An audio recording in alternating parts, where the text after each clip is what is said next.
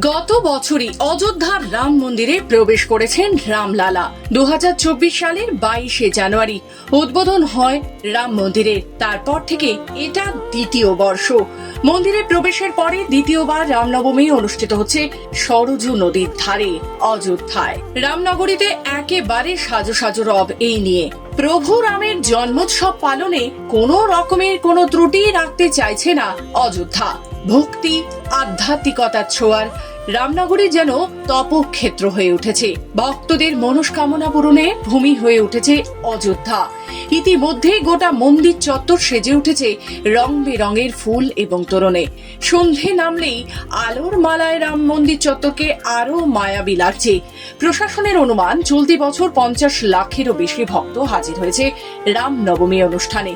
প্রসঙ্গত, সম্প্রতি কুম্ভ মেলাকে কেন্দ্র করে ভক্তদের ভিড় বাড়তে থাকে অযোধ্যায়। সে সময় রামলালার দর্শনের সময়সীমাও বদল করা হয়। এরপর 26শে ফেব্রুয়ারি কুম্ভ মেলা শেষ হতে ফের আগের সময়সীমা চালু হয়। অযোধ্যার রাম জন্মভূমিতে ঢোকার মুখে যে প্রধান দ্বার, সেটিকে সুন্দরভাবে নির্মাণ করা হয়েছে। সর্বত্র যেন ভক্তির ছোঁয়া। ফুলের তোড়া সমেত অন্যান্য সামগ্রী দিয়ে সাজানো এই দ্বার স্বাগত জানাতে প্রস্তুত রাম ভক্তদের। অযোধ্যার এমন সাজ দেখেই বোঝা যাচ্ছে ঠিক কতটা জাঁকজমক করে পালন হচ্ছে রাম নবমী। মন্দিরের গর্ভগৃহে যেখানে ভগবান রামলালার মূর্তি রয়েছে তাও সাজানো হয়েছে।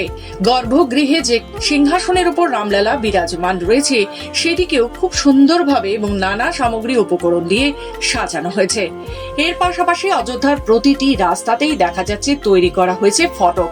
অনেক জায়গাতে তোরণও নজরে পড়েছে। সমগ্র অযোধ্যাকে পরিষ্কার পরিচ্ছন্ন করা হয়েছে। রাস্তাঘাটে কোথাও আবর্জনা দেখা নেই। সারা দিন ও রাতে ভক্তদের ঢল এখন থেকেই নামতে দেখা যাচ্ছে। রাম মন্দির থেকে 1.5 কিলোমিটার দূরে সরজু নদী, সেই নদীর ধারেও ভক্তরা ভিড় জমাচ্ছেন। নদীর পাড়ও পরিষ্কার করা হয়েছে। রাম কি পায়দাই পর পরিচিত ঘাটে মোমবাতি এবং প্রদীপ প্রজ্বলনও করা হচ্ছে। ভক্তরা সেখানে নিজেদের মনস্কামনা পূরণ করতে প্রার্থনাও করছেন।